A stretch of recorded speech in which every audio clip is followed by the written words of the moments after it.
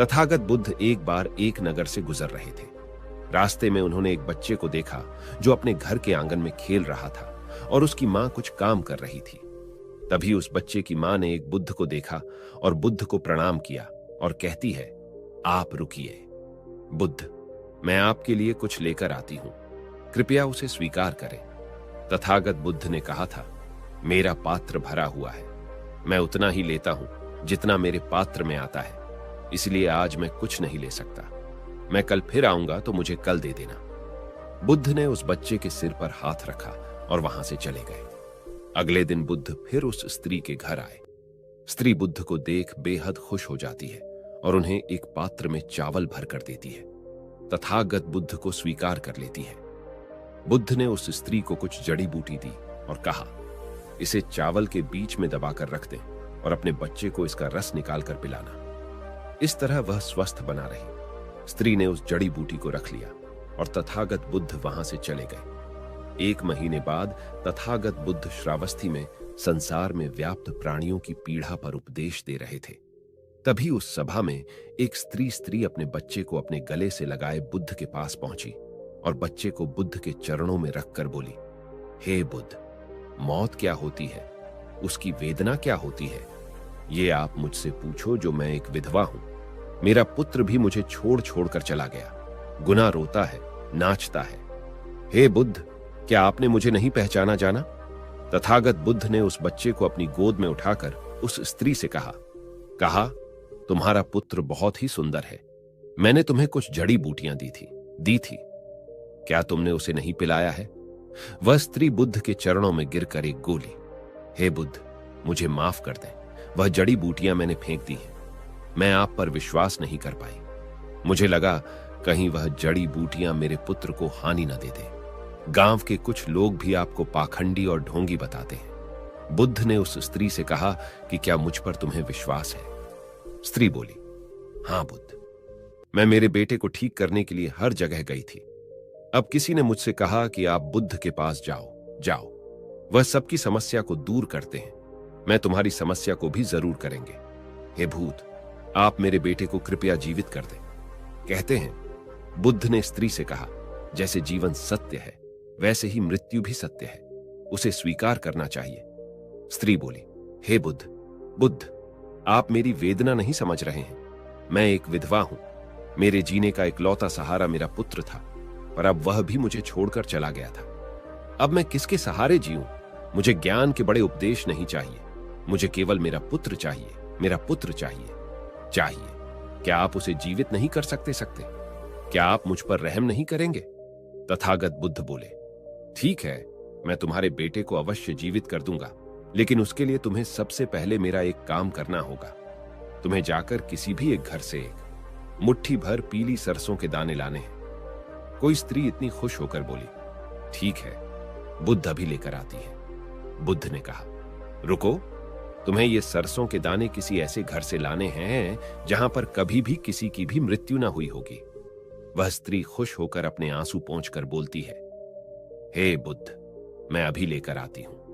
वह अपने बेटे को लेकर दौड़ती हुई गांव की तरफ जाती है। वहां उसने एक घर का दरवाजा खटखटाया। वह स्वामी वहां से बाहर आया। उस स्त्री ने उस गृहस्वामी से एक मुट्ठी पीली सरसों के दाने मांगे। उस स्वामी ने स्त्री को सरसों का दाना दिया।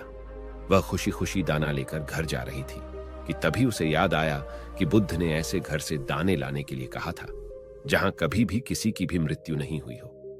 उस स्त्री ने गृहस्वामी से पूछा, क्या आपके घर में किसी की मृत्यु हुई है? स्वामी ने कहा, हां, कुछ दिन पहले मेरे पिता की मृत्यु हुई थी। स्त्री ने दाने स्वामी को वापस कर किसी दूसरे घर चली।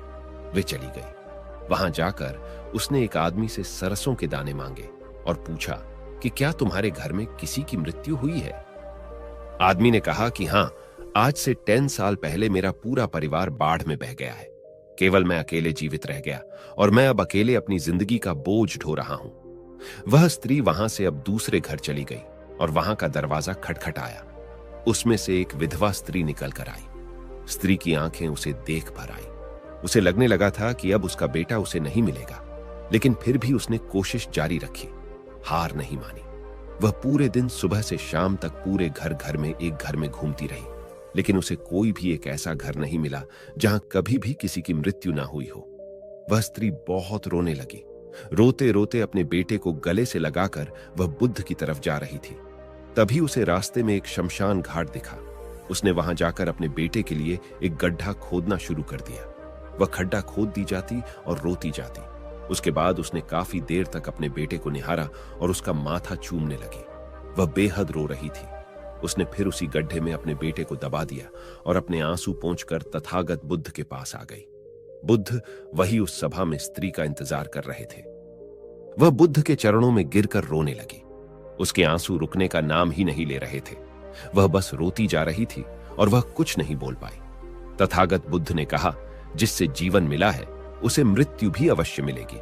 चाहे राजा हो या रंक या ज्ञानी, बच्चा युवा हो या कोई वृद्ध, कोई भी क्यों ना हो, मृत्यु सभी को आनी है। वह स्त्री तथागत बुद्ध से बोली, हे बुद्ध, आप सच कहते हैं। पहले मुझे ऐसा लग रहा था कि मृत्यु का दर्द केवल मेरे अंदर ही है, लेकिन मैंने देखा उससे भी ज्यादा और लोग हैं जो इस पीढ़ा से गुजर रहे हैं। बुद्ध ने कहा, तुम्हारा बेटा कहीं नहीं गया, वह तुम्हारे आसपास ही है, उसे महसूस करो। यह परम सत्य है। जब तक सृष्टि रहेगी, दुख मनुष्य के साथ साथ चलता रहेगा और उसका कारण है मनुष्य का खुद के साथ इसी को बांध लेना। और जब तक यह रहेगा तब तक हमें दुख होगा। जब कोई वस्तु हमारे पास रहती है, हमें उसकी कद्र नहीं होती, लेकिन जैसे ही हमसे दूर जाती है, हमें उसके ना होने का एहसास होने लगता है। हम गहरी पीढ़ा में चले जाते हैं और दुखी हो जाते हैं। हम जीवन को जागरूक होकर नहीं जीते हैं, इसलिए मृत्यु के होने पर हम रोते हैं, छटपटाने लगते हैं, लेकिन उसे समझते नहीं हैं। नहीं कोई स्त्री तथागत बुद्ध से कहती है, हे भगवान बुद्ध, इससे मुक्ति कैसे पाएं? बुद्ध ने कहा, मुक्ति के लिए भी विवेक जगाना आवश्यक है। शांत हुए बिना विवेक नहीं जा सकता। जब तुम शांत हुए तब तुम्हारा विवेक जागा और तब तुमने जाना कि मृत्यु परम सत्य है। जो भी आए, चाहे दुख की परछाई या सुख का आनंद, दोनों के बीच खुद को स्थिर करो। और जब तुम इस मार्ग पर चलोगे तो दुख के बंधन टूट जाएंगे और परम सत्य की प्राप्ति होगी। और जब तुम्हारे अंदर यह चेतना जगेगी, तब तुम यह जान जाओ और समझ पाओगे कि मृत्यु और जन्म, मिलन और वियोग दो नहीं है, एक ही है कोई स्त्री। तथागत बुद्ध से बोले, हे महात्मा बुद्ध, आपने मुझे एक नया रास्ता दिखाया है। मुझे अब तक मेरे पुत्र के जाने के बाद अपना जीवन व्यर्थ लग रहा था, लेकिन अब मुझे जीवन का मोल समझ आ गया है। जो रास्ता आपने मुझे दिखाया है, अब मैं उसी पर चलो। दोस्तों, आपने क्या सीखा इस कहानी से? कमेंट करके जरूर बताना होगा। धन्यवाद।